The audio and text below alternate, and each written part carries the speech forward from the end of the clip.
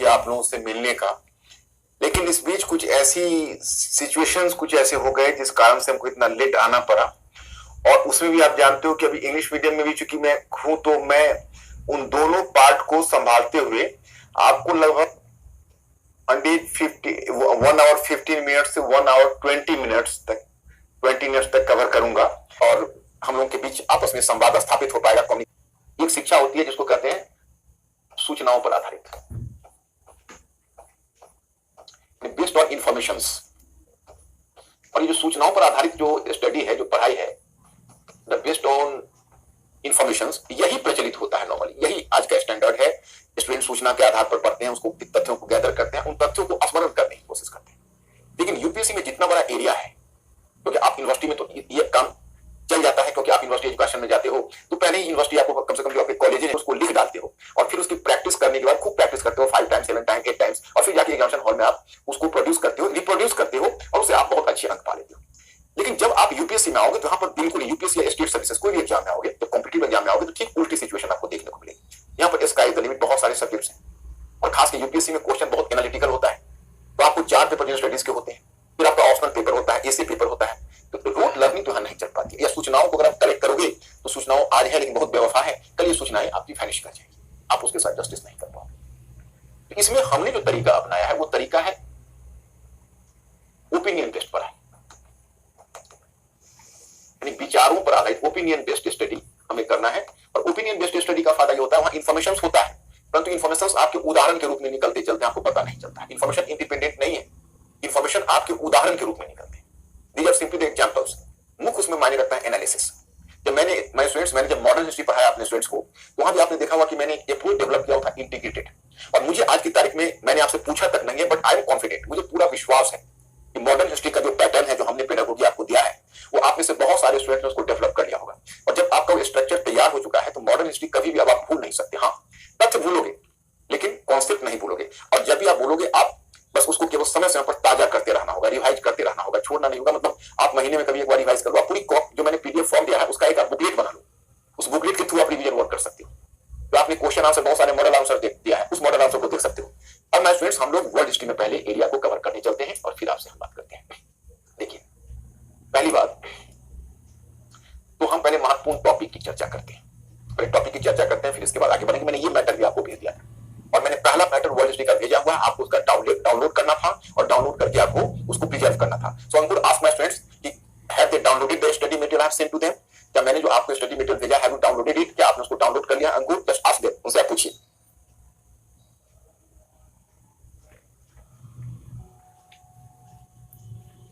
Please inform me, मुझे थोड़ा wait करना पड़ता है आपके आंसर के लिए। आप जितना क्विकली रिप्लाई दोगे उतना हमारा समय बचेगा, हम बहुत जल्दी रिस्पॉन्ड कर पाएंगे।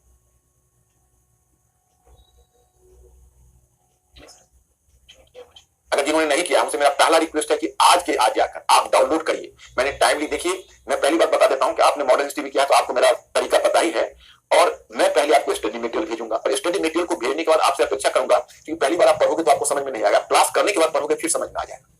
तो उस स्टडी मटेरियल को मैं एडवांस में भेजूंगा कि आप में से कुछ जिज्ञासु स्टूडेंट हैं वो पहले भी पढ़ सकते हैं, और पहले एक बार पढ़ के आ जाइए, उसके बाद मैं फिर क्लास में आपका क्लास कवर करूंगा। क्लास कवर करने के बाद फिर तब दोबारा एक बार जाके पढ़ लीजिए। अब देखिए, अब आपका टॉपिक है, जैसे ये पहला जो टॉपिक है, ये पहला टॉपिक जो बैकग्राउंड टॉपिक है।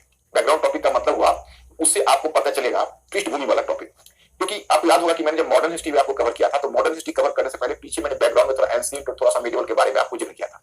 तो आप जब आपको पढ़ना है, आपको मॉडर्न वर्ल्ड पढ़ना है, तो मॉडर्न वर्ल्ड पढ़ना है, तो मॉडर्न वर्ल्ड में आप मॉडर्न वर्ल्ड बिना उसके बैकग्राउंड नॉलेज के समझ ही नहीं सकते। अब अगर आप यूपीएससी के सिलेबस को फॉलो करोगे तो really you will be confuse. UPSC के सिलेबस को फॉलो करने में आप इसलिए कंफ्यूज हो जाओगे, यूपीएससी का जो सिलेबस का जो डिजाइन किया, लगता है वो आधा सो रहा था जो सिलेबस बनाया था, क्योंकि सिलेबस को उसने बड़ा ही अजीब तरीके से पेश किया। जो 2013 में जो सिलेबस चेंज हुआ था, और विश्व इतिहास का सिलेबस जो मेरे सामने आया था, तो पहले मैं ये सोच रहा था कि भाई इसको टेकल कैसे किया जाए। It was very ticklish task, तो बहुत टिकलिश टास्क है, क्योंकि उसमें कोई भी चीज क्लियरली मेंशन नहीं किया था। जैसे किया था राष्ट्रीय राज्य का उद्भव, अमेरिकी क्रांति फ्रांस के, फिर वो लिखता है औद्योगिक क्रांति 18वीं सदी में, औद्योगिक क्रांति 19th सेंचुरी में लिख रहा है 18th सेंचुरी।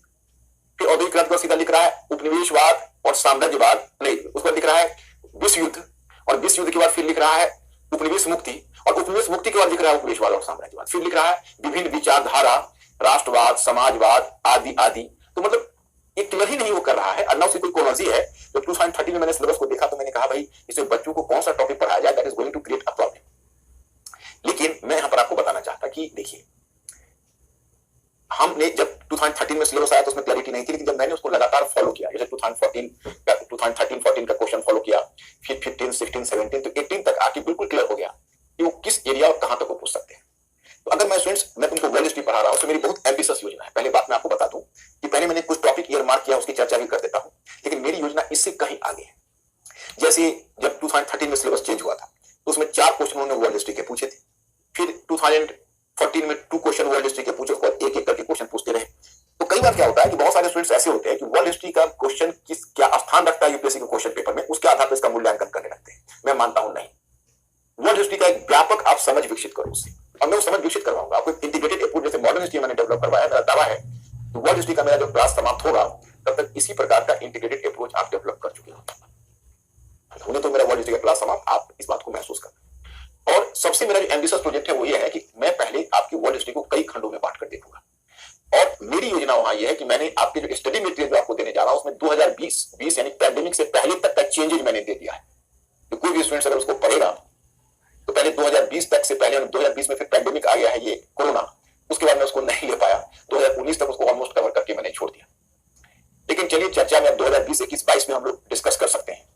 तो इससे क्या है कि आपको सबसे बड़ी बात जो वर्ल्ड हिस्ट्री से होगी कि एक अंतर अनुशासनात्मक दृष्टिकोण विकसित करने में आपको बड़ी सुविधा होगी। अंतर अनुशासनात्मक का मतलब है जब हम एक विषय पढ़ते हैं उस विषय की नॉलेज का उपयोग हम दूसरे विषय को क्लियर करने में करें तो उसको कहते हैं अंतर अनुशासनात्मक उपयोग। तो वर्ल्ड हिस्ट्री के पढ़ने के क्रम में आप विश्व अर्थव्यवस्था का विकास पढ़ सकते हो। आप वर्ल्ड हिस्ट्री को पढ़ने के क्रम में आप विश्व संविधानवाद का विकास पढ़ सकते हो। आप विश्व इतिहास पढ़ने के क्रम में पढ़ सकते हो। मैं कंपलसरी पढ़ाऊंगा अंतर अनुशासनात्मक दृष्टिकोण। मैं आपको एक ब्लॉक बनाऊंगा, उस ब्लॉक में मैं आपको अंतर अनुशासनात्मक दृष्टिकोण दूंगा। शायद आपको इस स्टडी मटेरियल में भी हो, मैं देखता हूं।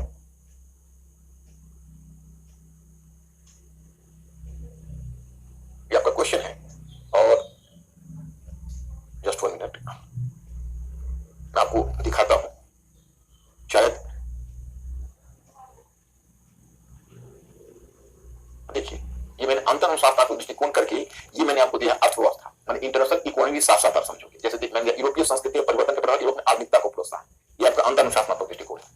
तो ये आपका हुआ इस पहला खंड में जो आपका बैकग्राउंड खंड है। उसी तरह से दूसरा खंड आएगा, उसमें अंतरराष्ट्रीय उसमें आपको संविधानवाद का विकास, अंतरराष्ट्रीय अर्थव्यवस्था का विकास, अंतरराष्ट्रीय संबंधों का विकास। इसमें भी आप अंतरराष्ट्रीय संबंधों का विकास देख सकते हो। जैसे ट्रीटी ऑफ वेस्टफेलिया है, जो ट्रीटी ऑफ वेस्टफेलिया यूरोप और अन्य महाद्वीपों में जो उसका प्रसार हुआ तो उसका क्या प्रभाव देखने को मिलता है, वो सब कुछ हम लोग डिस्कस करेंगे। उसके लिए आप चिंता मत करिए, आप बिल्कुल केवल आप अपने आप को मेंटली प्रिपेयर करिए। तो चलिए हम पहले आपको इस पर लाते हैं। तो मैं बता रहा हूं कि ओपिनियन बेस्ड हम लोगों को स्टडी करनी, उसके लिए हमें क्या करना है, तो परिवर्तन को रेखांकित करना है। जो स्टडी मटेरियल मैंने दिया है उसको आप आराम से डाउनलोड कर लेना, आपको समझ में आ जाएगा। जैसे देखिए, अब हमने यहाँ को क्या दिया कि विश्व इतिहास के अध्ययन का अर्थ है परिवर्तन के तत्वों को रेखांकित करना तथा इस क्रम में अतीत से वर्तमान तक के विकास को रेखांकित करना। आपके एनसीईआरटी पुस्तक में दिया हुआ, कभी शायद आपने नोटिस नहीं किया होगा।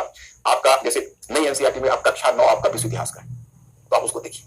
उसमें प्रीफेस में लिखा हुआ होगा कि हम अपने आसपास के परिवेश को देखते हैं, आसपास की संस्थाओं को देखते हैं, और लेकिन उसे समझने का प्रयत्न नहीं करते हैं। इस पर हम नहीं सोचते हैं कि हम कहां से चलकर यहां तक पहुंचे, कहां से चलकर। तो वर्तमान के अतीत का अध्ययन करना ही इतिहास का अध्ययन है। वर्तमान के अतीत का मतलब ये जो हमारा अतीत है, वर्तमान को जैसे वर्तमान को देखें, हम हमारे जो यहाँ पर अस्तित्व, अगर मैं यहाँ पर खड़ा हूं तो मेरे अस्तित्व के पीछे भी एक इतिहास है। तो उस प्रकार से जब हम वर्तमान को देखते हैं और वर्तमान के अतीत का हम जो अध्ययन करते हैं, we are just going to make a study of the past of the present, so that is the study of history. वो एक इतिहास का अध्ययन है। तो ये चीज आपके एनसीईआरटी में लिखा हुआ। फिर एनसीईआरटी में आपको एक जगह लिखेगा, एक फ्रेंच स्कॉलर है, बहुत रिप्यूटेड स्कॉलर, उसका नाम है फर्नांड ब्रॉदेल। तो फर्नांड ब्रॉदेल ने एक जगह पर लिखा है कि विश्व को समझे बिना हम भारत को नहीं समझ सकते। सॉरी, विश्व को समझे बिना हम राष्ट्र को नहीं समझ सकते। Without the knowledge and without the understanding of the world we can not understand the nation. मतलब राष्ट्र विश्व से अलग नहीं हो सकता। तो विश्व इतिहास जब पढ़ोगे तो मॉडर्न हिस्ट्री और भी आपका क्लियर होगा। मॉडर्न हिस्ट्री में तो आपने नेशन पढ़ा, इंडिया का नेशन बिल्डिंग पढ़ा, उसमें भी आपको याद होगा कि जब नेशन बिल्डिंग हम लोग मॉडर्न हिस्ट्री पढ़ रहे थे तो जहां तहां वर्ल्ड हिस्ट्री का रेफरेंस आ रहा था, याद होगा। हालांकि वहां पर मैं अपनी असमर्थता जाहिर कर रहा था, आप लोगों से यही रिक्वेस्ट कर रहा था कि अब हम लोग जब वर्ल्ड हिस्ट्री करेंगे तो एक बात क्लियर होगी। इसलिए मेरा टारगेट था कि मॉडर्न हिस्ट्री, और मैं होली के शीघ्र बाद आपको वर्ल्ड हिस्ट्री लेकर आने वाला था। कुछ ऐसा रूटीन इस तरह का बन गया जिस कारण से मुझे विलंब होना पड़ा, और आप लोगों का बार बार मैसेज मिलता था मेरे अपने असिस्टेंट के द्वारा कि स्टूडेंट्स हैं, तो जितना आप बेचैन थे उतना ही मैं भी बेचैन था आप तक पहुंचने के लिए। लेकिन बीच में कुछ परिस्थितियां ऐसी बन गई थी कि पहुंच नहीं पा रहा था। शेड्यूलिंग इस तरह की हो गई, तो आप लोगों के कई क्लास लग चुके थे, तो हम नहीं चाहते। क्या दूसरी बात यह है कि आपको जैसा कि लिंक करके अतीत से वर्तमान तक पहुंचने वाले हैं और वर्तमान से अतीत पर चले जाएंगे। जैसे वर्तमान है, तो वर्तमान में हम लोग आज आर्टिफिशियल इंटेलिजेंस के एज में पहुंच गए। आज आप देखिए ग्लोबलाइजेशन में भी ऑब्स्टेकल आ गया। आप पोस्ट पैंडेमिक एरा में देखिएगा तो आपके फॉरेन पॉलिसी में, आपके इकोनॉमिक पॉलिसी में, आपके हर जगह, आपके नेचर ऑफ गवर्नमेंट में, गवर्नमेंट के मतलब डेमोक्रेसी के नेचर में, सब में चेंज आ चुका है। अब पोस्ट पैंडेमिक एरा में देखो, आप उससे पीछे जाओगे तो पीछे 2008-9 के आर्थिक मंदी में चले जाओगे, तो मतलब इकोनॉमिक रिसेशन में आ जाओगे। उससे पीछे जाओगे तो ग्लोबलाइजेशन में आ जाओगे। ग्लोबलाइजेशन से पीछे जाओगे तो 1970s के ऑयल क्राइसिस में आ जाओगे। ऑयल क्राइसिस से पीछे जाओगे तो Keynesian economics and second world Keynesian economics and post second world system में आ जाओगे। और जब पोस्ट वर्ल्ड सिस्टम से पीछे जाओगे तो सेकेंड वर्ल्ड वॉर में आ जाओगे। सेकेंड वर्ल्ड वॉर के पीछे जाओगे तो 2 वर्ल्ड वॉर्स इन यूरोप में आ जाओगे, फांसीवाद, Nazism, world economic depression, Paris peace conference, उसमें। उससे पीछे जाओगे तो उससे पीछे आप फर्स्ट वर्ल्ड वॉर पर आ जाओगे। फर्स्ट वर्ल्ड वॉर से पीछे जाओगे तो इंडस्ट्रियल रेवोल्यूशन, औद्योगिक क्रांति पर आ जाओगे। उससे पीछे जाओगे तो फ्रांस की क्रांति पर आ जाओगे। फ्रांस की क्रांति से पीछे जाओगे तो प्रबोधन पर आ जाओगे। प्रबोधन से पीछे जाओगे तो फिर आ जाओगे वाणिज्यवाद, mercantilism, commercial revolution, renaissance, reformation, 30 years war आदि पर आ जाओगे। उससे पीछे जाओगे तो मिडिवल यूरोप में आ जाओगे। उससे पीछे जाओगे तो फिर रोमन इंपायर और बिजेंटाइन इंपायर में आ जाओगे। उससे पीछे जाओगे तो फिर ग्रीक रोमन सिविलाइजेशन और ग्रीक सिविलाइजेशन में आ जाओगे। उससे पीछे जाओगे तो नियोलिथिक एरा में आ जाओगे। और उससे पीछे जाओगे तो पत्थर तोड़ते हुए इंसान में आ जाओगे। हमारा अतीत और वर्तमान ये लिंक है और हम अतीत से चलते हुए फिर वर्तमान पर पहुंचते हैं। ये केवल ऐसा नहीं कि आपको कुछ लोग, इसमें आपको कोई डिफिकल्टी नहीं होने दूंगा। आपको करना है, आपको वर्तमान के चश्मे से अतीत को देखना है। आपको अतीत और वर्तमान के बीच संवाद स्थापित करना है। You have to be a thinking creature, this is my slogan, you have to follow it. जैसा हमने पीछे किया है, आपको सोचने वाला प्राणी बनना है और मैं आपको बनाऊंगा। तो मतलब यह है कि अब इसमें वर्तमान तक के विकास को रेखांकित करना, परिवर्तन के प्रक्रम को समझने के लिए निम्नलिखित फार्मूला का उपयोग करना है। तो परिवर्तन का प्रक्रम कैसे होता है, तो यहाँ पर आपको मैंने दिया हुआ फार्मूला, वो मैं आपको लिख कर भी फार्मूला बता देता हूँ। जैसे देखिए, क्या देखा, आर्थिक परिवर्तन है, फिर सामाजिक परिवर्तन होता है। जैसे देखो, इतिहास में हम लोगों को क्या पढ़ना है, चेंज पढ़ना है। तो चेंज को कैसे रेखांकित करेंगे, तथ्यों को तो नहीं देखना है, चेंज को देखना है और तथ्य उसको उदाहरण बनकर आएंगे। तो हम देखेंगे कि देखो, सबसे पहले होता है जैसे आर्थिक परिवर्तन या इकोनॉमिक चेंज होता है। ये आर्थिक परिवर्तन वाली बात मैंने क्यों आपको बताई, क्योंकि जो कार्ल मार्क्स आया है एक चैप्टर जिसके विषय में मैं आपको बताऊंगा, तो कार्ल मार्क्स ने बेसिकली आर्थिक परिवर्तन को बहुत ज्यादा हाईलाइट किया। उसने सारी परिवर्तनों के जड़ में आर्थिक परिवर्तन को रखा कार्ल मार्क्स ने। उसके बाद क्या हुआ कि खैर मार्क्सवाद तो फिर आगे डिक्लाइन कर गया, लेकिन जो कार्ल मार्क्स का जो बेसिक फार्मूला था, वो बेसिक फार्मूला किसी न किसी रूप में रहे। और आज भी तुम देखोगे दुनिया में जो मेजर फैक्टर ऑफ चेंज के रूप में लोग इकोनॉमिक चेंज को महत्व देते हैं। अब इकोनॉमिक चेंज जब होता है तो क्या होता है कि एक कोई वर्ग होता है जो प्रभावी वर्ग होता है, उसका पावर टूटता है और एक नया वर्ग आता है, वो स्थापित हो जाता है। मतलब जैसे देखो, इकोनॉमिक चेंज होगा तो पहले से स्थापित वर्ग होता है, उसका डोमिनेंस टूट जाता है और एक नया वर्ग आ जाता है, उसका प्रभुत्व या उसका वर्चस्व स्थापित हो जाता है। तो जिस वर्ग का वर्चस्व स्थापित हो जाता है वो पावरफुल हो जाता है, जाहिर है। और वो पावरफुल हो जाता है तो उसकी जो विचारधारा है वो प्रभावी हो जाती है। मतलब ये कहने का है मतलब कि अगर इकोनॉमिक चेंज होगा तो उसका कॉन्सिक्वेंट रिजल्ट है सोशल चेंज। क्योंकि इकोनॉमिक चेंज का मतलब होता है एक प्रभावी, एक जो पहले से प्रभावी वर्ग चला आ रहा है उसका प्रभुत्व टूटता है, उसकी जगह एक नया वर्ग स्थापित होता है। तो पहले आर्थिक परिवर्तन से my students you have to find out सामाजिक परिवर्तन। मैं समझ रहा हूं आप लोगों को नहीं दिख रहा होगा, वही जो मैंने वहां पर जो सर्कल दिया है ना, वही सर्कल है, कोई नई चीज नहीं है। जैसे आर्थिक परिवर्तन है और आर्थिक परिवर्तन में एक बार बता रहा हूं, तो सभी लोग मेंटली अलर्ट रहना। जितनी देर मेरे क्लास चलेंगे, मेरे क्लास में ऐसा नहीं कि 2 घंटे ले पाऊंगा, मैं आपका 1 आवर 20 मिनट्स के करीब ले पाऊंगा, लेकिन उतने बंधी हुए क्लास आपके 1 आवर 20 मिनट्स के होंगे और आप लोगों को 1 आवर 20 मिनट्स तक मेरे साथ एकदम दिमाग को एक्टिव, दिमाग का जो स्विच है उसको एक्टिव मोड में रखना है हमेशा, ताकि कोई चीज मिस ना हो। तो जो इकोनॉमिक चेंज तुमने देखा, तो इकोनॉमिक चेंज जब होता है तो पहले से एक चला हुआ वर्ग आता है, उसका वर्चस्व टूट जाता है और जो दूसरा वर्ग, नया वर्ग आता है वो स्थापित हो जाता है। तो जिसको तुम विचार, तो इसलिए आर्थिक परिवर्तन होगा तो सामाजिक परिवर्तन होगा ही। और सामाजिक परिवर्तन होता है तो जानते हो क्या होता है, वैचारिक परिवर्तन होगा। वैचारिक परिवर्तन होगा। जैसे तुम देखो, एक देखो, वैचारिक परिवर्तन से मेरा आशय ये हुआ कि जैसे जो विचारधारा होती है, अभी तो कोई नई विचारधारा आई, कभी राष्ट्रवाद की विचारधारा आई, कभी पूंजीवाद की आई, कभी समाजवाद की आई। ऐसा तो नहीं कि विचारधारा आसमान से गिरा या विचारधारा आसमान से गिरी या अचानक प्रकट हुई, ऐसे तो विचारधारा प्रकट नहीं होती है। ये विचारधारा कहां से आती है, या तो न तो धरती फोड़ के आती है, ना आसमान से गिरती है। यह विचारधारा नेचुरली प्रकट होती है। अगर आप देखोगे तो यह विचारधारा नेचुरली प्रकट होती है और एक नए वर्ग से आती है, एक नया वर्ग पहले स्थापित होता है। तो जो पुराना वर्ग है उसकी अलग विचारधारा होती है, तो वो वर्ग हटता है और नया वर्ग आता है, तो उसका दृष्टिकोण नवीन विचारधारा के रूप में आ जाती है। आज बताइए, आज तुम एलजीबीटी कम्युनिटी के राइट की बात करते हो, तो एलजीबीटी कम्युनिटी की राइट की बात करते हो, तो ये कम्युनिटी की राइट की बात कौन करता है? ये कम्युनिटी कहां से आई? एक नए सामाजिक वर्ग से आई। तो ये जो एलजीबीटी कम्युनिटी की आज जो राइट की बात, पहले भी तो कम्युनिटी तो पहले से ही थी, उसकी राइट की बात पहले क्यों नहीं होती थी? तो नया वर्ग आया है जो मानकर चलता है कि इनको भी वही अधिकार है जिस तरफ सारे सिटीजन को है। They are the normal, they are the new normal and they should enjoy the right. तो मतलब यह है कि जब नया वर्ड आता है तो नवीन विचारधारा आती है। इसलिए जो सामाजिक परिवर्तन होता है तो वैचारिक परिवर्तन होता है। अब वैचारिक परिवर्तन होगा, इसी से जुड़ा हुआ होगा राजनीतिक परिवर्तन।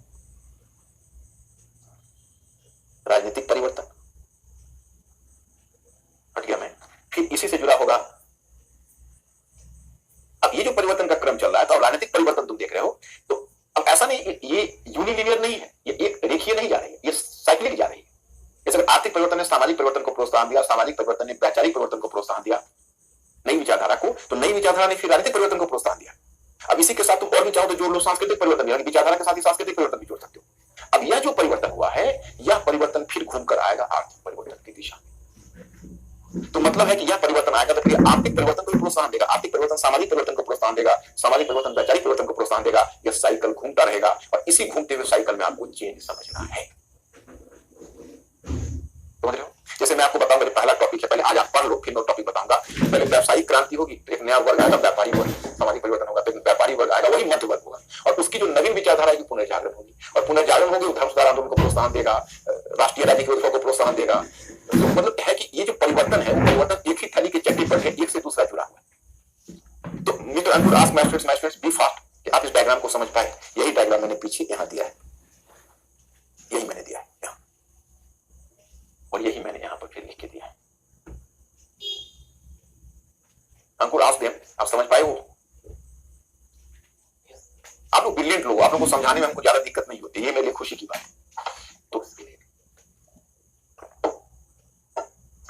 सबसे पहले वर्ल्ड हिस्ट्री में नो बुक, कुछ भी नहीं, सिर्फ हमारा स्टडी मटेरियल और मेरा क्लास लेक्चर वर्ल्ड हिस्ट्री में, दैट्स इनफ। आपको कुछ नहीं पढ़ना है, ओके? ये मैं आपको बोल रहा हूं और पूरे होशो हवा से बोल रहा हूं। आपको मैं स्टडी मटेरियल मैं सप्लाई करूंगा, आप केवल हमको इतनी गारंटी दो कि सर आप जो भेजेंगे और आप जो क्लास में कराएंगे उसको ईमानदारी से हम पचाने का प्रयत्न करेंगे। इतना ही एश्योरेंस चाहिए। ना बुक्स बनाना है, ना नोट। एक आप जैसे पीडीएफ आप डाउनलोड करोगे, क्लास में मैं लेक्चर दूंगा, आप कॉपी के साथ बैठे हुए मेरे सामने से लोग पेन पेपर लेकर बैठता है कि नहीं? अंकुर आस्क माय स्टूडेंट्स, ये लोग हमारे सामने जब हमारे क्लास अटेंड करने आते हैं तो पेन पेपर लेके बैठते हैं नहीं?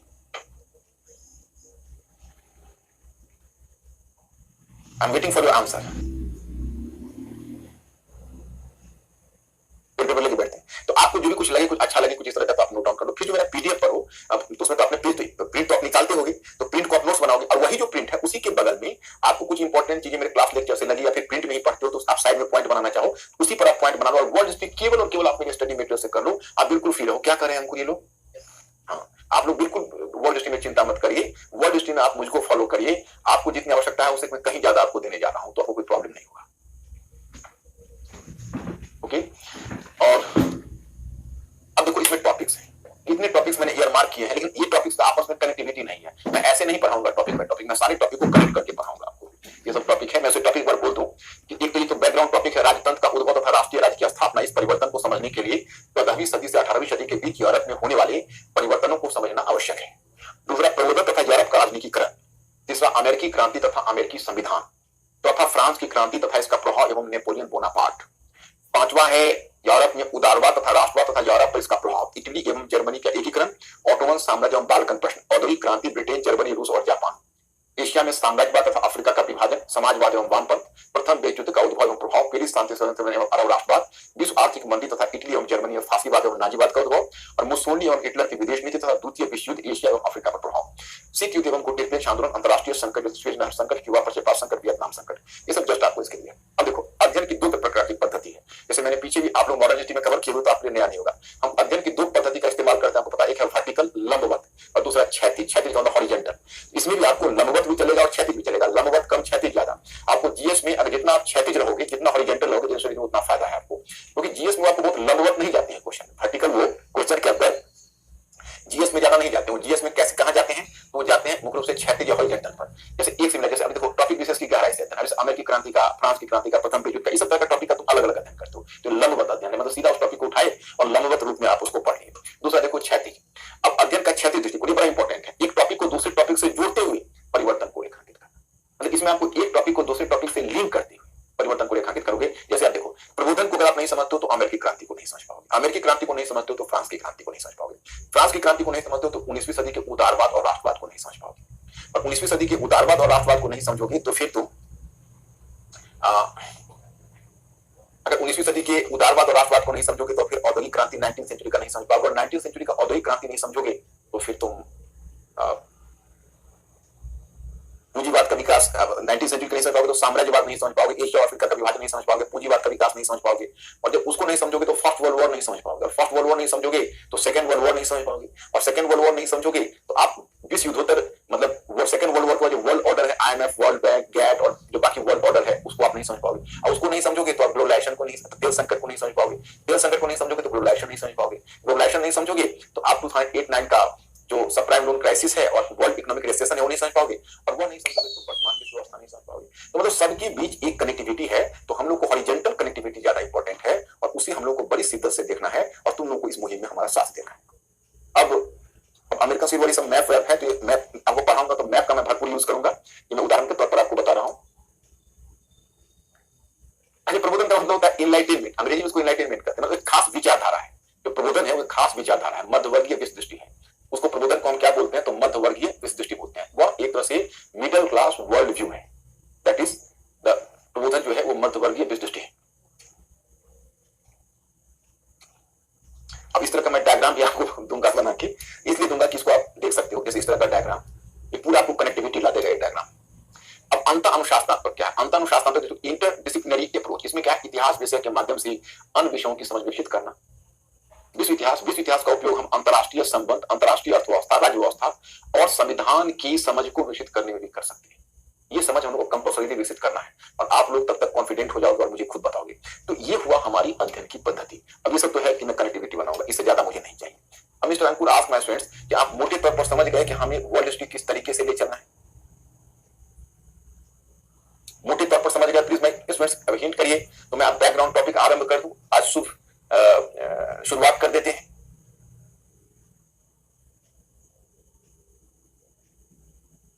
ओके, तो आज शुरुआत कर देते हैं थोड़ा सा, लेकिन आज तुम लोग पढ़ोगे, पहला दिन है, आप लोगों ने डाउनलोड नहीं किया है। और ध्यान रहे, मैं हमेशा जब टॉपिक शुरू करूंगा उससे पहले स्टडी मटेरियल भेजूंगा, और मैं स्टडी मटेरियल भेज के मैं तुरंत प्रॉम्प्टली आपको मैसेज भी करवाऊंगा। So please observe the message, whenever you will get the message from the institute, you have to get the PDF downloaded as early as possible. You have not to spend your time uselessly. You have to utilize the time very efficiently.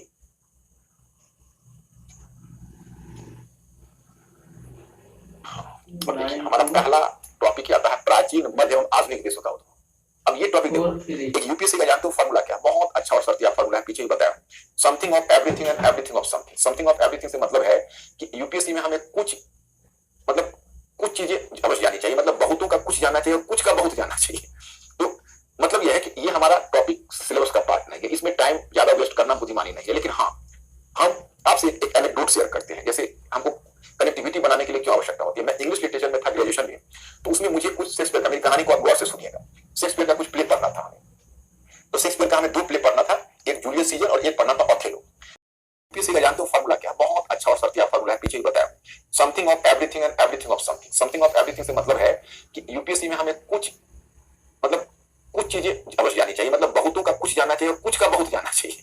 तो मतलब यह है कि ये हमारा topic syllabus का part नहीं है, इसमें टाइम ज्यादा वेस्ट करना बुद्धिमानी नहीं है। लेकिन हाँ, हम आपसे एक एनेक्डोट शेयर करते हैं, जैसे हमको कनेक्टिविटी बनाने के लिए क्यों आवश्यकता होती है। मैं इंग्लिश लिटरेचर में था ग्रेजुएशन में, तो उसमें मुझे कुछ शेक्सपियर का, मेरी कहानी को आप गौर से सुनिएगा, शेक्सपियर का कुछ प्ले पढ़ना था हमें। तो शेक्सपियर का हमें 2 प्ले पढ़ना था, एक जूलियस सीजर और एक पढ़ना था ओथेलो। तो ये 2 प्ले पढ़ना था, तो क्या होता है कि वहां अच्छे मार्क्स लाने के लिए हमें क्या था कि बाकी जैसे हैमलेट मेरा पढ़ा हुआ नहीं था, किंग लियर पढ़ा हुआ नहीं था, बाकी उसके जो टेस्ट भी थे, हैमलेट पढ़ा हुआ नहीं था, किंग लियर पढ़ा हुआ नहीं था, फिर मैकबेथ पढ़ा हुआ नहीं था, ये सब मेरे पढ़े हुए नहीं थे। और एक अच्छा स्टैंडर्ड राइटिंग करने के लिए बाकी ट्रेजेडी का भी रेफरेंस देना उचित है। तो मान लो हम क्रिटिकल बुक उसमें पढ़ते थे, तो उसमें तो रेफरेंस होता था, लेकिन उसमें हम जुड़ नहीं पाते, जो कहानी पता नहीं होती थी हैमलेट में एग्जैक्टली क्या हुआ, इसमें क्या हुआ। तो मैंने अपने प्रोफेसर साहब से पूछा, और वो मेरे उचित गाइड भी थे, और बहुत कुछ उससे हमको सीखने का लाइफ में मौका भी मिला, राइटिंग वगैरह खासकर।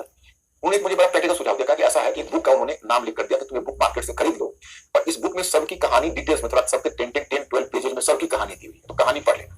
तो कहानी पढ़ने से कहानी की अंडरस्टैंडिंग तुम्हें हो जाएगी, और लिखने में तुम उसका रेफरेंस देते जाना, तो वहां जो एग्जामिनर होगा उसको लगेगा कि यार इसको तो सारा प्ले पढ़ा हुआ है।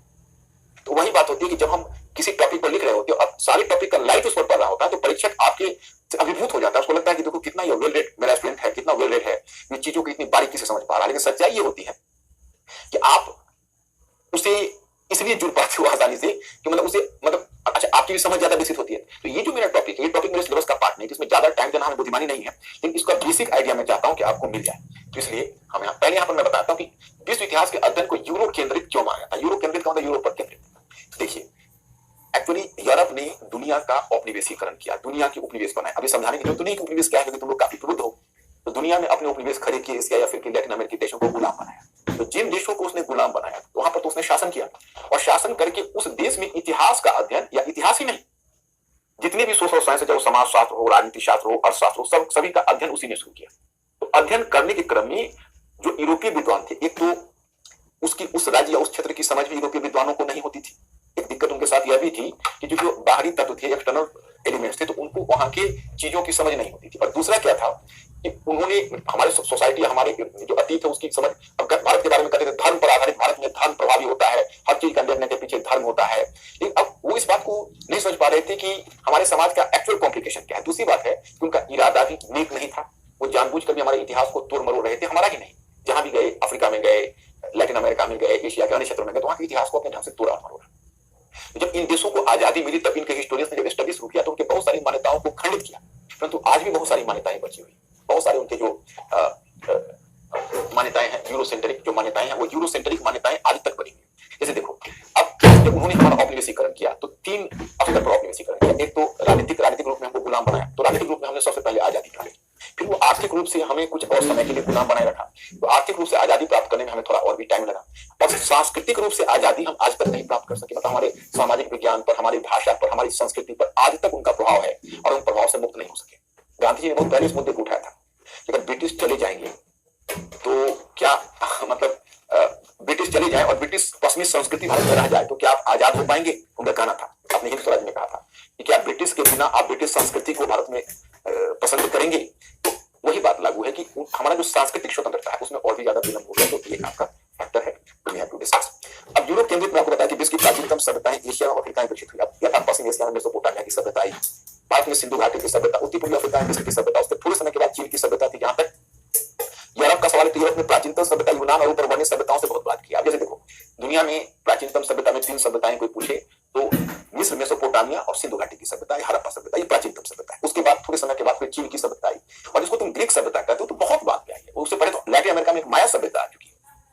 तो वो अगर यह दावा करते हैं कि हमने दुनिया को सभ्य बनाया, तो उनका दावा कितना खोखला है कि भाई जिस समय हम सभ्य थे उस समय तो आप खुद असभ्य थे, हम तो आपसे बहुत पहले सभ्य हो चुके थे, हमारे यहाँ सिविलाइजेशन आपसे पहले आ चुका था। और फिर उसी प्रकार प्रथम वैश्विक साम्राज्य की स्थापना यूरोप में नहीं बल्कि पश्चिम एशिया में हुई, तथा इसे अखमेनी साम्राज्य, उसको अकेमेनिड या अखमेनी साम्राज्य बोलते हैं। अकेमेनिड मैंने आपको बताया, अकेमेनिड एम्पायर के नाम से जाना गया। इतना तक कि यूरोपीय पुनर्जागरण के उद्भव में पूर्वी सभ्यताओं का योगदान। यूरोपीय पुनर्जागरण मैं आपको बताऊंगा कि पूर्वी सभ्यता से उनको प्रभाव पड़ा, तब यूरोप में पुनर्जागरण आया। तो खैर आगे देखोगे, अभी आपको समझ में नहीं आया। अब देखिए, अब यहां पर मैं आपको बताना चाहता हूं प्राचीन यूरोप में राजनीतिक संरचना, क्योंकि देखो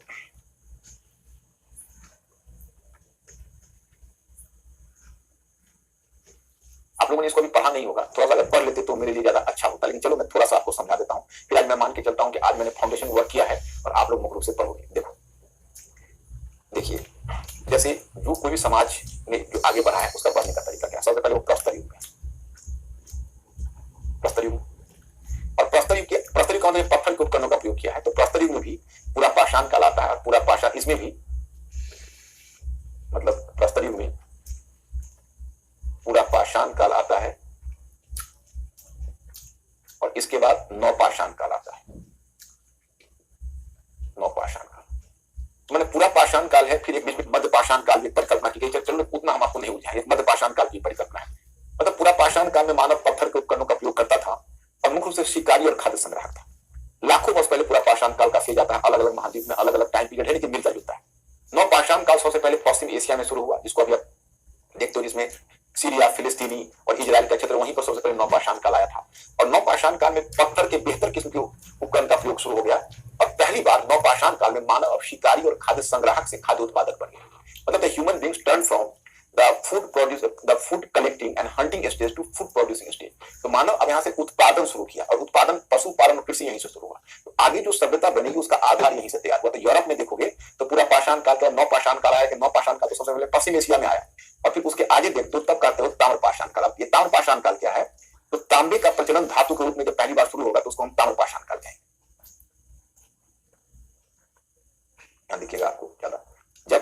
में तांबे का प्रचलन आरंभ होगा तो उसको हम ताम्रपाषाण काल कहेंगे। अब तांबे का प्रचलन धातु के रूप में शुरू हो गया, ताम्रपाषाण का, पत्थर के उपकरण तांबे के उपकरण चलने लगे। अब ताम्रपाषाण काल में स्टूडेंट्स एक खास युग आ जाता है, उसको कहते हैं कांस्य युग। कांस्य युग इसलिए कि तांबे से ही लोग तांबे में टिन मिलाकर वो कांसा बना लेंगे। तो कांसा बना लेंगे तो तांबे की तुलना में जो कांसे नामक धातु है वो ज्यादा मजबूत होगी, उससे प्रोडक्शन ज्यादा बढ़िया होगा। तो जब कांस्य युग में जब आ गए आप, तब कुछ सभ्यताएं आई, जैसे ये सभ्यताएं जो आई इसी में यार अब देखो कि उत्तरी पूर्वी अफ्रीका में मिस्र, पश्चिम एशिया में मेसोपोटामिया, सॉरी उत्तरी पूर्वी अफ्रीका में मिस्र, उत्तरी पूर्वी अफ्रीका में मिस्र और उसका फिर पश्चिम एशिया में मेसोपोटामिया और फिर इधर हड़प्पा सभ्यता, हड़प्पा सभ्यता। उसके बाद फिर आगे देखोगे तो चीन की सभ्यता आ जाएगी। तो अलग अलग क्षेत्र में अलग अलग क्षेत्रीय सभ्यता है, जिसमें एक लैटिन अमेरिका में, जिसको दक्षिण अमेरिका कहता है, वहां पर माया सभ्यता आ जाएगी, जो बहुत हड़प्पा से पहले है। यूरोप में सबसे पहले सभ्यता है यूनान की सभ्यता। अब यूनान की सभ्यता है जिसने जो क्लासिकल एज खास कोई भी सभ्यता जो होता है उसमें क्लासिकल एज बोलते हैं। क्लासिकल एज का मतलब होता है, उसको हिंदी में शास्त्रीय बोलते हैं। मतलब कोई भी समाज, कोई भी संस्कृति जब विकास के खास स्तर पर या कोई साहित्य कोई खास स्तर पर पहुंच जाता है उसको क्लासिकल बोलते हैं। यूनान की सभ्यता में जो क्लासिकल एज में पहुंची है वो लगभग 500 ईसा पूर्व से 336 ईसा पूर्व तक ये क्लासिकल एज में पहुंची, या 338 ईसा पूर्व तक इसको क्लासिकल एज बोलते हैं। तो यूनान की सभ्यता इतना लेट आई। अब यूनान की सभ्यता के बाद तब फिर उसी समय रोम की सभ्यता, जैसे यूनान है दक्षिणी पूर्वी यूरोप में, मैं आपको बताता हूँ यूनान का मैप आप देखेंगे तो आपको समझ में आ जाएगा। जैसे देखो ये आपका ये क्षेत्र है, तो यहाँ पर यूरोप में ये तो पश्चिम एशिया का क्षेत्र है। ये मैकेडोनिया जो आप देख रहे हो यही यूनान है, ग्रीस है, देखो यही यूनान। और इससे उत्तर थोड़ा सा आप बढ़ोगे तब रोम होगा, जैसे ये रोम होगा। इससे थोड़ा उत्तर पश्चिम की तरफ बढ़ोगे तो ये रोम है यहाँ पर। तो सबसे पहली जो सभ्यता यहाँ यूनान की सभ्यता यहाँ आई, यहाँ पर रोम की सभ्यता विकसित हुई। अब इसमें यहाँ पर बताओ कि विश्व की, यहीं पर मैंने आपको बताया कि विश्व की प्राचीनतम सभ्यताओं में उत्तरी पूर्वी अफ्रीका में मिस्र की सभ्यता, इराक में दजला फुरात नदी है, क्योंकि ये सभ्यता, क्योंकि उसमें पानी एक्चुअली लोग जमीन के नीचे से नहीं निकाल पाते थे, उस तरह का कुएं विकसित नहीं हुए थे, तो लोग नदी किनारे बसते थे पानी की जरूरत के लिए। उसमें जो उन्होंने मिस्र में था तो नील नदी जिसको बोलते हो, और मेसोपोटामिया दजला फुरात की घाटी में, दजला फुरात नदी थी उसकी घाटी में मेसोपोटामिया की सभ्यता, भारत में हड़प्पा सभ्यता अस्तित्व में आ गई। लगभग उसी समय 1500 ईसा पूर्व में अमेरिका में माया सभ्यता, उसी समय उसके बाद है, उसी काल में, लगभग उसी काल में, उसके बाद है, उसके पश्चात चीन की सभ्यता 1500 ईसा पूर्व में अमेरिका में माया सभ्यता देखी, तो चीन की सभ्यता इसके बाद की है। यूरोप इनके बहुत बाद सभ्यता की अवस्था में पहुंचा। सबसे पहले दक्षिण पूर्वी यूरोप में यूनान की सभ्यता आई, चीन की सभ्यता उसके बाद की। तो इस सेंटेंस थोड़ा उलट हो गया है, मैं इसको ठीक कर देता हूँ, प्लीज आप लोग ठीक कर लेना। जैसे दजला फुरात की घाटी में मेसोपोटामिया की सभ्यता, भारत में हड़प्पा सभ्यता अस्तित्व में आई, ये है ना। इसके बाद होगा लगभग उसी काल में चीन की सभ्यता आ गई, ये होना चाहिए, चीन की सभ्यता आ गई। और फिर है चीन की सभ्यता, हाँ इसके बाद माया सभ्यता इसके बाद की है, मतलब चीन के बाद की माया सभ्यता है। मतलब आपको मैं फिर एक बार रिपीट कर दे रहा हूँ, मिस्र की सभ्यता, मेसोपोटामिया की सभ्यता और सिंधु सभ्यता लगभग समकालीन है। चीन की सभ्यता उसके थोड़े बाद की है, और माया सभ्यता फिर उसके बाद लगभग माया सभ्यता है, वो भी उसी काल की है। इसकी विशिष्ट भौगोलिक स्थिति कहां, यहाँ नगर राज्य, उसको यूरोप में इसके बाद यूरोप इनके बहुत बाद सभ्यता की अवस्था में पहुंचा। सबसे पहले दक्षिण पूर्वी यूरोप में यूनान की सभ्यता है। देखो अभी मैंने आपको दिखाया है यूरोप की सबसे प्राचीन सभ्यता यही यूनान की सभ्यता है, जो सबसे प्राचीन सभ्यता है। और इसका भौगोलिक क्षेत्र देखो, ये भूमध्य सागर का क्षेत्र है, और इसके आसपास देखो इधर एजियन सी है, एजियन सागर है। तो आसपास चारों तरफ क्योंकि सागर होने से क्या हुआ कि यहाँ पर व्यापार का इसको बहुत बढ़िया हो गया। यूनान में व्यापार का इसको बहुत अच्छा हो गया। लेकिन देखोगे यूनान की सभ्यता है, बाकी सभ्यता तो नहीं, लेकिन यूनान की सभ्यता नगरीकरण की अवस्था में पहुंच गई। मतलब यहाँ पर यूनान में तुमको पढ़ने को बचपन क्लास में पढ़ा होगा, एथेंस, स्पार्टा, ये सब के बारे में पढ़ा होगा। जैसे देखो ये सब नगर थे, जैसे एथेंस एक नगर था, एक नगर का नाम था स्पार्टा, जैसे एथेंस एक नगर था, एक का नाम था स्पार्टा, एक का नाम था कोरिंथ, एक का नाम था थीबू। मतलब ये सब नगर थे, छोटे छोटे यहाँ पर नगर राज्य थे, छोटे ही छोटे थे नगर राज्य। मतलब ये राज्य थे लेकिन नगर का रूप ले चुके थे। ट्रेड एंड कॉमर्स का भौगोलिक क्षेत्र ऐसा था कि नगर राज्य का रूप ले चुका था। तो वही आपको यहाँ पर सूचना मिलती है कि ये नगर राज्य का रूप ले चुका था, इसका भौगोलिक क्षेत्र ऐसा था। और फिर तांबे की, अब यहाँ पर है कि इसकी विशिष्ट भौगोलिक स्थिति कहां, राज्य 8% की अवस्था में पहुंच गया, नगर राज्य की अवस्था में पहुंच गया। तांबे के पश्चात मानव समुदाय लोहे की अवस्था में पहुंचा। लोहा एक मजबूत धातु था, जैसे हम अभी आपको पीछे बता रहे थे। देखिए ये जो मैं पीछे बता रहा था ताम्रपाषाण काल, तो कांस्य युग ताम्रपाषाण काल में, कांस्य युग ताम्रपाषाण काल का ही भाग है। तांबे से आप चीन मिला दोगे तो कांसा बन जाएगा। इसके आगे का चरण आया है लोहा युग। इसके आगे ताम्र युग में कुछ सभ्यताएं आई है, मतलब इसी समय माया सभ्यता भी आई है, चीन की सभ्यता भी आई है, मेसोपोटामिया, मिस्र और हड़प्पा सभ्यता आई है। और यूनान की सभ्यता भी कांस्य युग ही नहीं, वो कांसा तक ही, लोहे का प्रकीर्णन नहीं हुआ। अब अब लौह युग आपको बता रहा हूं, इसके बाद लौह युग आएगा। और जब लौह युग आएगा तो तांबे के पश्चात मानव समुदाय लोहे की अवस्था में पहुंचा। लोहा एक मजबूत धातु था तथा इसका प्रचुरता भी अधिक थी, अतः इसे उत्पादन को प्रोत्साहन मिला। इसके परिणाम स्वरूप बड़े बड़े साम्राज्यों की स्थापना हुई। इस प्रकार साम्राज्यों का युग आरंभ हुआ। इसके तहत निम्नलिखित साम्राज्यों की व्याख्या की जा सकती है। देखो, राज्य और साम्राज्य में अंतर है। राज्य छोटा सा होता है, उसमें सांस्कृतिक विविधता भी कम होती है, उसमें क्षेत्रीय और सांस्कृतिक विविधता कम होती है। लेकिन जो साम्राज्य होता है वो बड़े आकार का होता है, उसमें क्षेत्रीय एवं सांस्कृतिक विविधता बहुत अधिक होती है। यहाँ पर हमने बताया कि जब तक कांसा था तो कांसे से तो चलो उत्पादन में प्रोत्साहन मिला, लेकिन कांसे से उस हद तक उत्पादन नहीं हो पाता था कोई बड़ा साम्राज्य बन सके। इसलिए कांसे युग में तुम देखोगे, ताम्रपाषाण काल का ही भाग है, तो कांसे युग में देखोगे उसमें मतलब बहुत सारी सभ्यताएं आई। मिस्र की सभ्यता आई, मेसोपोटामिया की सभ्यता आई, भारत की सभ्यता आई, उधर यूनान की सभ्यता आई, ये सब सभ्यताएं आई, लेकिन वो सब साम्राज्य के स्तर पर नहीं पहुंच पाई। लेकिन ये जो तुम देखोगे जब लोहा आया तो देखो, अब इसलिए लोग पहले तांबे का प्रयोग किया, क्योंकि तांबे को आप 1054 सेंटीग्रेड पर गला देते। लोहे को गलाने के लिए कम से कम 1534 सेंटीग्रेड टेम्परेचर चाहिए होगा, तो लोहे की गलनांक ज्यादा थी, इसलिए लोहे के प्रयोग में थोड़ा टाइम लगा। लेकिन तांबे की तुलना में लोहे की प्रचुरता बहुत अधिक थी और लोहा एक मजबूत धातु भी था। तो जब लोहे का प्रचलन शुरू हुआ तब तरक्की ज्यादा तेजी से हुई और फिर जो छोटे छोटे राज्य बड़े बड़े साम्राज्य में ढल गए। अब इसी में मैं आपको कुछ साम्राज्यों से परिचय कराता हूँ। पहले वो अखमीनी साम्राज्य, साम्राज्य पश्चिम एशिया के ईरान में डेरियस के अधीन। जैसे आप लोग एंशिएंट हिस्ट्री का आपने पढ़ा होगा, अगर नहीं पढ़ोगे तो आगे मेरे साथ पढ़ोगे। एंशिएंट हिस्ट्री आपने पढ़ा होगा तो वहां पर आपको सुनने को मिलेगा कि जब जिस समय इधर मगध साम्राज्य का विस्तार हो रहा था उस समय पहले डेरियस ईरानी शासक था। या कभी एक मूवी आपने देखी होगी, तो मूवी का नाम है 300। स्पार्टा ने जो उस ईरानी साम्राज्य से एक युद्ध किया है, 300 उस मूवी का ही नाम है। 300 सोल्जर्स ने उसको बचाया है। तो वो ईरानी साम्राज्य, विशाल ईरानी साम्राज्य, यहाँ पर मैप होना चाहिए। देखो, यही ईरानी साम्राज्य देखो दक्षिणी पूर्वी यूरोप से शुरू होता है और पूरे पश्चिम एशिया को जीतते हुए ईरानी साम्राज्य कहां पहुंच जाता है। देखो, मध्य एशिया का पार्ट पर भी उसका कब्जा है। और देखो, भारत का भी उत्तर पश्चिम भारत को जीत लेता है। उत्तर पश्चिम भारत में वो तक्षशिला भी उसी के अधीन है। जैसे 16 महाजनपद का आपने नाम सुना होगा, 14 महाजनपद तो मगध साम्राज्य में विलीन हो गया और 2 महाजनपद जो था, जिसमें एक का नाम था कंबोज और दूसरे का नाम था गांधार था, वो ईरानी साम्राज्य का हिस्सा बन गया। और डेरियस प्रथम ईरान का एक बड़ा महान शासक था ईरानी साम्राज्य का, और ये पहला ग्लोबल साम्राज्य था ईरानी साम्राज्य, जिसको अखमीनी साम्राज्य जिसको बोलते हैं। ईरानी साम्राज्य को अखमीनी साम्राज्य, जैसे एक टर्म जो आपको मिला है वो ईरानी साम्राज्य के लिए अखमीनी साम्राज्य बोलते हैं। ये साम्राज्य अपने आकार में बहुत विशाल था और जो भारतीय क्षेत्र पर इसने नियंत्रण बना रखा था, उस भारतीय क्षेत्र से उसको 360 टैलेंट सोना प्रति वर्ष मिलता था कर के रूप में। इसको 360 टैलेंट सोना प्रति वर्ष कर के रूप में मिलता था। अब इसके ये तो इतना बड़ा है। अब इसका पहला वैश्विक साम्राज्य माना गया। यह साम्राज्य पश्चिम एशिया में ईरान के डेरियस के अधीन पहला वैश्विक साम्राज्य, ग्लोबल एम्पायर, जो दक्षिण पश्चिमी यूरोप से लेकर मध्य एशिया उत्तर पश्चिम भारत तक फैला हुआ था। वही समय जब भारत में मगध साम्राज्य का विस्तार का आरंभ हुआ था। तो मगध साम्राज्य भारत का एक साम्राज्य था। अब सिकंदर का साम्राज्य। अब देखो, सिकंदर का पिता का नाम था फिलिप। तो फिलिप ने पहले साम्राज्य निर्माण की प्रक्रिया शुरू की और फिलिप का एक जगह का, इसका ओरिजिनल जगह था, उसका नाम यहाँ पर आपको मैप में मिलेगा, भूमध्य सागर में। ये जगह है मैकडोनिया। तो पहले मैकडोनिया का उसने एक साम्राज्य बनाया, मैंने मैकडोनिया का शासक था सिकंदर का पिता फिलिप। और फिर फिलिप ने ही पहले यूनानी नगर राज्यों को जीता और भूमध्य सागर में उसने प्रसार किया। एक साम्राज्य का आकार देना शुरू किया फिलिप ने और 336 ईसा पूर्व के करीब उसका उत्तराधिकारी हुआ सिकंदर। सिकंदर एक महान विजेता था और तब तक जो ईरानी साम्राज्य देख रहे उसका पतन हो चुका था। तो सिकंदर ऐसे पूरब की तरफ बढ़ा, ऐसे बढ़ा और जो ईरानी साम्राज्य का जो बचा हुआ अंश उसको जीतता हुआ सिकंदर निकलता चला गया। तो पश्चिम एशिया उसने सिकंदर ने इधर मिस्र को भी जीता, वो भी ईरानी साम्राज्य से छीना था। और फिर यहाँ से जीतते हुए सिकंदर यहाँ से आगे बढ़ा और सिकंदर ने मध्य एशिया, अफगानिस्तान वगैरह पर कब्जा, मध्य एशिया पर कब्जा करते हुए और तब उत्तर पश्चिम भारत में पहले सिंधु नदी को पार किया। और सिंधु नदी और झेलम नदी के बीच, इन दोनों के बीच एक राजा था भारत का, आमभी नाम था, तक्षशिला का शासक, उसने उसके सामने समर्पण कर दिया।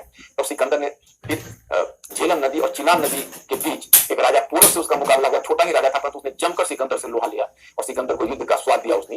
फिर सिकंदर उसको पराजित किया। फिर उसने चिनाब और रावी को, चिनाब को क्रॉस किया, रावी की तरफ गया। तो उसके पोरस का एक भतीजा था, उसको यंगर पोरस बोलते हैं, उससे भी उसका संघर्ष हुआ, तो उसको भी उसने पराजित किया। और फिर वहां क्रॉस करता वो व्यास नदी तक पहुंच गया। जब व्यास नदी तक सिकंदर की सेना पहुंच गई तो उसकी सेना ने आगे बढ़ने से इनकार कर दिया, क्योंकि उसके बाद जो क्षेत्र हमारे वो धनानंद का क्षेत्र था, जो नंद शासक था। और नंद शासक की इतनी तारीफ हो चुकी थी, नंद शासक की इतनी तारीफ हुई थी और उसके सैनिक, नंद शासक की सैनिक शक्ति की इतनी तारीफ सुन रखी थी कि उनको भय हो गया कि कहीं ऐसा न हो कि हम सिकंदर हमें कोई जानलेवा कोई युद्ध में उलझा दे और उसमें हमें बहुत परेशानी हो जाए। इसलिए सिकंदर की सेना ने आगे बढ़ने से इनकार कर दिया। हालांकि सिकंदर ने अपने सेना को काफी मोटिवेट करने की कोशिश की, काफी प्रोत्साहित करने की कोशिश की, बड़े ओजस्वी भाषण दिए, लेकिन उसकी सेना तैयार नहीं हुई। तो सिकंदर वहां से लौटने लगा और लौटते हुए बहुत सारे अराजक गणतंत्र थे उस समय, उसको भी जीता गया। कट, सरबूती, मालव, क्षुद्रक, बहुत आपको एंशिएंट में मिलेगा। और तब उसने एक तो अपनी सेना को दो भागों में बांटा, एक तो जल सेना से, मतलब एक तो जल मार्ग से उसने नियरकस के अधीन सेनापति था, उसके अधीन उसने एक पार्ट सेना की भेज दी, और एक पार्ट खुद लैंड रूट से लेते हुए, भूमि मार्ग से लेते हुए वो लौट रहा था। तो लौटते हुए बेबीलोन जो मेसोपोटामिया में ही है, बेबीलोन में उसकी 323 ईसा पूर्व में मृत्यु हो गई, और उसकी मृत्यु के बाद फिर उसका साम्राज्य छिन्न भिन्न हो गया, क्योंकि उसके साम्राज्य 3 भाग में बट गए। एक भाग मिला था उसके एक सेनापति सेल्यूकस को, जो भारत में चंद्रगुप्त मौर्य का पड़ोसी बना था। इसमें इतना ही जानेंगे। अब आप जानेंगे एक रोमन साम्राज्य। जैसे जो यूनानी सभ्यता है, यूनानी सभ्यता तो साम्राज्य के स्तर तक नहीं पहुंच पाई, लेकिन जो रोमन सभ्यता है वो रोमन सभ्यता साम्राज्य के स्तर पर पहुंच गई। अब मैं देखो यहाँ पर ये विशाल देखो रोमन साम्राज्य है। तो रोमन जैसे जैसे यूनान की सभ्यता थी, यूनान की सभ्यता सभ्यता तक ही रह गई, लेकिन रोमन सभ्यता इटली जहां जो क्षेत्र देख रहे हो वहां पर पनपी, और वहीं से रोमन सभ्यता विकसित होती हुई और रोमन साम्राज्य विशाल साम्राज्य का रूप ले लिया। ऐसे फैलता वो साम्राज्य, ये देखो पश्चिम एशिया से ऐसे उठेगा और ये साम्राज्य यहाँ से निकलते हुए और जाएगा, और जाते हुए ये साम्राज्य फिर आगे बढ़ते हुए ईस्ट तक पहुंच गया। ये देखो ये पश्चिम एशिया तक के साम्राज्य फैल गया। ये इसमें नॉर्थ पूरे यूरोप लगभग आ गया और पश्चिम एशिया का भूभाग आ गया। ये मिस्र के भी एक भाग पर इस रोमन साम्राज्य का कब्जा हो गया, और सबसे बढ़कर उत्तरी अफ्रीका पर इसका कब्जा। उत्तरी अफ्रीका के भाग, यहाँ उत्तरी अफ्रीका में एक साम्राज्य था, उसका नाम था कार्थेज का साम्राज्य। उत्तरी अफ्रीका में एक साम्राज्य था, उस साम्राज्य का नाम था कार्थेज का साम्राज्य। तो कार्थेज के साम्राज्य से रोमन साम्राज्य का निरंतर प्रतिस्पर्धा होती थी, परंतु रोमन साम्राज्य ने इसको भी जीत लिया। तो ये विशाल काय आकार का बन गया रोमन साम्राज्य। जब एंशिएंट हिस्ट्री आप पढ़ोगे तो रोमन साम्राज्य के साथ भारत का ट्रेड होता था, वो भी आपको सूचना मिलेगी। लेकिन जब रोमन साम्राज्य का आकार बहुत विशाल हो गया तो ये 3rd सेंचुरी में आकर 2 पार्ट में बट गया। पश्चिमी रोमन साम्राज्य, यहाँ पर आपको मैप पर दिया हुआ है पिंक कलर, ये पश्चिमी रोमन साम्राज्य का है, और ये जो हल्का पिंक कलर है, ये ब्राउन कलर, ये आपको पूर्वी रोमन साम्राज्य का है। तो पूर्वी रोमन साम्राज्य का मैप देखो, ये सब शब्दावली जानना बहुत आवश्यक है। आपको थोड़ा सा भी बोरिंग लगेगा, लेकिन आप ध्यान रखना, ये सब शब्दावलियों को कैसे बहुत नॉलेज की जरूरत नहीं है, क्योंकि ये जो बेस है, बेस में खास हमको टर्म्स चाहिए, क्योंकि आगे जब हम आपको पुनर्जागरण पढ़ाएंगे या आगे इतिहास पढ़ाएंगे तो उसमें ये सब टर्म्स का रेफरेंस आएगा। यूनान की सभ्यता का रेफरेंस आएगा, रोम की सभ्यता का रेफरेंस आएगा, बीजेंटियन साम्राज्य, पूर्वी रोमन साम्राज्य का रेफरेंस आएगा, इंडियन हिस्ट्री में भी रेफरेंस आएगा। वहां पर आपको आश्चर्य होगा कि भाई इसको हम कैसे नहीं जानते हैं, तो आप वहां पर थोड़ा कमी सा महसूस करोगे। इस कमी की भरपाई के लिए चैप्टर पढ़ा रहा हूं, नहीं तो इस चैप्टर को पढ़ाने की जरूरत नहीं थी। तो जो पूर्वी रोमन साम्राज्य, उसका एक और नाम है, उसका नाम है बीजेंटियन साम्राज्य। बीजेंटियन साम्राज्य। अब देखो इसमें जैसे ये जो साम्राज्य, यहाँ पर जगह है कॉन्स्टेंटिनोपल, कुस्तुनतुनिया, यहाँ पर जो मैंने पर डॉट लगाया, गौर करना। ये पूर्वी रोमन साम्राज्य, बीजेंटियन साम्राज्य की राजधानी कुस्तुनतुनिया है, और जो पश्चिमी रोमन साम्राज्य की राजधानी रोम है। देखो ये रोम है, यहाँ पर मैंने डॉट लगाया, ये रोम है। ये पश्चिमी रोमन साम्राज्य की राजधानी है, और कुस्तुनतुनिया पूर्वी रोमन साम्राज्य की राजधानी है। इस तरह से अब रोमन साम्राज्य के 2 पार्ट हो गए, पश्चिमी रोमन साम्राज्य और पूर्वी रोमन साम्राज्य, पश्चिमी रोमन साम्राज्य, बीजेंटियन साम्राज्य। इस पार्ट को ध्यान रखना। तो यहीं पर आपको पता है, यहाँ पर आपको सूचना दी गई है कि आरंभिक रोमन, इसी समय यूरोप में एक नए साम्राज्य का विस्तार आरंभ हुआ, इसे रोमन साम्राज्य के नाम से जाना गया। जैसा कि हमने पीछे देखा कि दक्षिणी पूर्वी यूरोप में यूनान की सभ्यता स्थापित हो गई थी, परंतु 4वीं सदी ईसा पूर्व के मध्य में सिकंदर के पिता फिलिप ने यूनानी नगर राज्य को जीत लिया था। इससे यूनान की सभ्यता साम्राज्य की अवस्था में नहीं पहुंच सकी थी, परंतु उसके पश्चात दक्षिणी पूर्वी यूरोप में एक रोमन सभ्यता का विकास हुआ, और यूनानी लोगों की दृष्टि अधिक बौद्धिक थी। यूनानी लोग जो थे वो ज्यादा इंटेलेक्चुअल एक्टिविटीज में रहते थे, तो अधिक बौद्धिक थी, तो रोमन लोगों की दृष्टि अधिक व्यावहारिक। इसलिए रोमन लोगों ने एक साम्राज्य का निर्माण किया। आरंभ में यह एक गणतंत्र था, गणतंत्र का मतलब कोई राजा नहीं था, बल्कि आरंभ में जो रोम था वो रोम एक गणतंत्र था, रिपब्लिक था, दैट वाज रिपब्लिक। परंतु आगे चलकर यह राजतंत्र के रूप में स्थापित हो गया। फिर 3वीं सदी ईसा पूर्व के पश्चात इसके विशाल आकार को देखते हुए इसका विभाजन पूर्वी रोमन साम्राज्य एवं पश्चिमी रोमन साम्राज्य के बीच हो गया। पश्चिमी रोमन साम्राज्य की राजधानी रोम थी, तो पूर्वी रोमन साम्राज्य की राजधानी कुस्तुनतुनिया। परंतु आगे पश्चिमी रोमन साम्राज्य को निरंतर जर्मन आक्रमण का सामना करना पड़ा। इस कारण अब देखो इसमें एक घटना हो गई। देखो इसको मैं बताता हूँ। ये देखो, ये जो आप पश्चिमी रोमन साम्राज्य देख रहे हो, इसके ऊपर में यहाँ देखोगे तो ये जर्मन क्षेत्र है, जर्मन क्षेत्र है। यहाँ पर जर्मन जनजातियां बसती थी, ये बड़े लड़ाकू थी। जैसे सेंट्रल एशियन से आर्यंस आए, तो उसी तरह से जर्मन जनजातियां थी। ये जनजातियां बड़े ही लड़ाकू थे और ये बड़े मतलब एग्रेसिव थे। तो जो जर्मन जनजातियां थी, जैसे पूर्वी रोमन साम्राज्य तो आगे बचा रहेगा, लेकिन जो जर्मन जनजातियां वो पश्चिमी रोमन साम्राज्य पर निरंतर आक्रमण करती रहेंगी। जो जर्मन जनजातियां पश्चिमी रोमन साम्राज्य पर निरंतर आक्रमण करती रहेंगी, तो पश्चिमी रोमन साम्राज्य उसका मुकाबला नहीं कर पाएगा और वह टूट जाएगा। 476 ईस्वी के करीब में यह पश्चिमी रोमन साम्राज्य टूट जाएगा, और इसके टूटने के बाद यूरोप में वो व्यवस्था कायम होगी जिसको सामंतवाद कहेंगे। आप चिंता मत करो, सामंतवाद में आपको समझाऊंगा, पढ़ाऊंगा। जैसे जब पश्चिमी रोमन साम्राज्य टूट जाएगा तो यूरोप में वो व्यवस्था कायम होगी जिसे हम साम्राज्यवाद के नाम से जानेंगे। तो पूर्वी रोमन साम्राज्य चलता रहेगा। ध्यान रहे, पूर्वी रोमन साम्राज्य का पतन मैं बताऊंगा 1453 में कुस्तुनतुनिया से। कुस्तुनतुनिया का पतन होगा 1453 में। पूर्वी रोमन साम्राज्य 1000 वर्ष आगे तक चलेगा। पश्चिमी रोमन साम्राज्य 5वीं सदी के अंत तक यानी 476 ईस्वी तक टूट चुका है, इसका पतन हो चुका है, इसके कई टुकड़े पड़ चुके हैं और अब वहां पर सामंतवाद आ गया है। तो यही चीज मैंने यहाँ पर आपको कवर की कि इसमें पश्चिमी रोमन साम्राज्य रोम थी, तो पूर्वी रोमन साम्राज्य की कुस्तुनतुनिया। परंतु आगे पश्चिमी रोमन साम्राज्य को निरंतर जर्मन आक्रमण का सामना करना पड़ा। इसी कारण लगभग 476 ईस्वी में पश्चिमी रोमन साम्राज्य का विघटन हो गया, यही मैंने आपको बताया है। जबकि पूर्वी रोमन साम्राज्य लगभग 1000 वर्ष आगे तक चलता रहा। अब मौर्य साम्राज्य, अब देखो ये मौर्य साम्राज्य इसलिए मैं चूंकि दुनिया का साम्राज्य बता रहा हूं, जिसमें वहां रोमन रोमन साम्राज्य चल रहा था उससे पहले ही रोमन साम्राज्य, जिसमें रोमन साम्राज्य बन रहा था, रोमन साम्राज्य भी तो कई फेज में चले हैं ना, तो रोमन राज्य की स्थापना तो 509 ईसा पूर्व के करीब हुई थी। लेकिन फिर रोमन साम्राज्य धीरे धीरे अब देखोगे कि अपना ईसा की आरंभिक शताब्दियों में आकर पावरफुल हुआ था। उस समय पहले भारत में एक साम्राज्य था जिसको मौर्य साम्राज्य कहते हैं। देखो ना कितना बड़ा मौर्य साम्राज्य, में एंशिएंट हिस्ट्री में पढ़ा होगा, चंद्रगुप्त मौर्य ने इसको स्थापित किया था और बिंदुसार के समय अशोक ने इसकी एकता और अखंडता को बनाए रखने के थंब नीति का प्रतिपादन किया था। इसमें आप थोड़ा सा इस साम्राज्य की दुनिया के साम्राज्य देख रहे हो तो थोड़ा अपना साम्राज्य भी देख लो, जिसमें यूरोप में रोमन साम्राज्य अस्तित्व में आया। लगभग उसी समय भारत में प्रथम बड़े साम्राज्य के रूप में मौर्य साम्राज्य की स्थापना हुई। यह साम्राज्य उत्तर पश्चिम में हिंदू कुश क्षेत्र से लेकर दक्षिण में कर्नाटक के ब्रह्मगिरी तक फैला हुआ था, परंतु यह रोमन साम्राज्य जितना दीर्घजीवी सिद्ध नहीं हुआ, तब दूसरी सदी ईसा पूर्व के मध्य में इसका विघटन हो गया। दूसरी सदी ईसा पूर्व में इसका विघटन हो गया। यहाँ उसके बाद फिर शुंग वंश, गण वंश वगैरह आया। आप इंडियन हिस्ट्री में देखो। अब कुषाण साम्राज्य, अब देखो जब मौर्य साम्राज्य के विघटन के बाद, जब जिसको मौर्योत्तर काल का, तो वहां पर अनेक राज्य आ चुके हैं, जिसमें दो राज्य है इस आकार में बड़ा हुआ है। एक राज्य सातवाहन राज्य, सातवाहन साम्राज्य है, और सबसे बड़ा साम्राज्य कुषाण साम्राज्य बना, जैसे देखो ये मध्य एशिया तक फैला हुआ था। आपने एक रेशम मार्ग का नाम सुना होगा। रेशम मार्ग एक भारत पर इसका नियंत्रण था। इसका प्रसार उत्तर में खोरासान मध्य एशिया में से दक्षिण में बनारस तक था। इसमें मध्य एशिया का ऑक्सस नदी से लेकर गंगा नदी तक, ऑक्सस नदी मध्य एशिया में, और इसमें मध्य एशिया का भाग शामिल था, ईरान का भाग शामिल था, लगभग पूरा अफगानिस्तान था, पूरा पाकिस्तान था, उत्तर भारत का भूभाग शामिल था। इतना बड़ा साम्राज्य था। तो मौर्य साम्राज्य के विघटन के पश्चात भारत में अनेक राज्य स्थापित हुए, जिनमें से दो राज्य साम्राज्य के स्तर पर पहुंच गए, कुषाण और सातवाहन। कुषाण साम्राज्य ने विशाल आकार ग्रहण किया, जो पश्चिमी एशिया और मध्य एशिया से उत्तर भारत में बनारस तक फैला हुआ था। ये रेशम मार्ग के भाग, रेशम मार्ग एक मार्ग था जो पूर्व में चीन को पश्चिमी रोमन साम्राज्य से जोड़ता था, उसका नाम था रेशम मार्ग। तो रेशम मार्ग के एक भाग पर कुषाणों का नियंत्रण था। अब जिस समय आपने इतने साम्राज्य देखे, वहीं पर चीन में एक साम्राज्य को देखिए। चीन का है हान साम्राज्य, दैट इज कॉल्ड हान साम्राज्य इन चाइना। चाइना का हान साम्राज्य। इसमें क्या है, लगभग इसी काल में चीन में एक बड़े साम्राज्य हान साम्राज्य का विकास हुआ।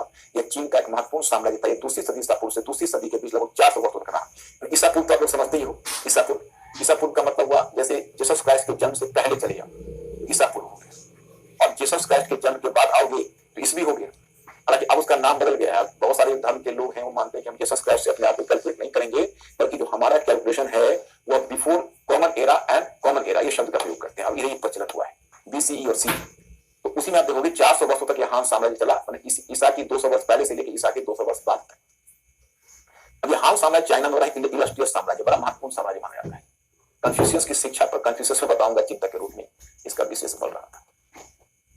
अब देखो इतने साम्राज्य से मैंने वाकिफ कराया आपको। पहले अश्मीरी साम्राज्य, फिर सिकंदर का साम्राज्य, फिर रोमन साम्राज्य। रोमन साम्राज्य में दो पार्ट, पश्चिमी रोमन साम्राज्य, पूर्वी रोमन साम्राज्य। भारत में मौर्य साम्राज्य और कुषाण साम्राज्य, और चीन में हान साम्राज्य। इतने साम्राज्य से परिचित हो गए। तो अभी आपने राजनीतिक संरचना की है, अब आर्थिक संरचना, सामाजिक संरचना कल के लिए मैं होमवर्क आपको दे देता हूँ। आपके लिए होमवर्क है ये पूरे, आप इसको देख लीजिएगा, इकोनॉमी को देख लीजिएगा, धर्म को देख लीजिएगा, फिर यहाँ पर चले आइएगा आप इस्लाम का उद्भव, धर्मयुद्ध, और आप मध्यकाल तक कल पढ़ने की कोशिश करिए। पूरा तो नहीं पढ़ पाइएगा, जितना तक पढ़ पाइएगा आप मध्यकाल तक कल पढ़ने का प्रयास करिए। हो सकता है मध्यकाल तक मैं पूरा कर नहीं कर पाऊं, कल आधा मध्यकाल ही करूं, लेकिन आप लोग मध्यकाल पढ़िएगा और मध्यकालीन यूरोप तक पढ़िएगा। देखिए आधुनिक यूरोप यहां से शुरू हो जाएगा, आपका आधुनिक विश्व यहां से शुरू हो जाएगा, तो आप मध्यकालीन विश्व तक पढ़िएगा। आधुनिक विश्व यहां से शुरू हो जाएगा। तो कल आप लोगों को मैं स्टूडेंट्स मध्यकालीन विश्व तक पढ़कर आना है, और हम कल वहीं से पकड़ेंगे। आप देखिए अभी आरंभिक क्लास है, एक दो क्लास जैसे मॉडर्न हिस्ट्री में लगा था, उससे एक दो तीन क्लास आपको हमसे टीम होने में लगेगा, फिर आप बहुत अच्छा एंजॉय करोगे वर्ल्ड हिस्ट्री को। इसलिए आज मैं यही रुकता हूं। आई सी यू टुमारो माय फ्रेंड्स। आप लोग होमवर्क करके जरूर आइएगा।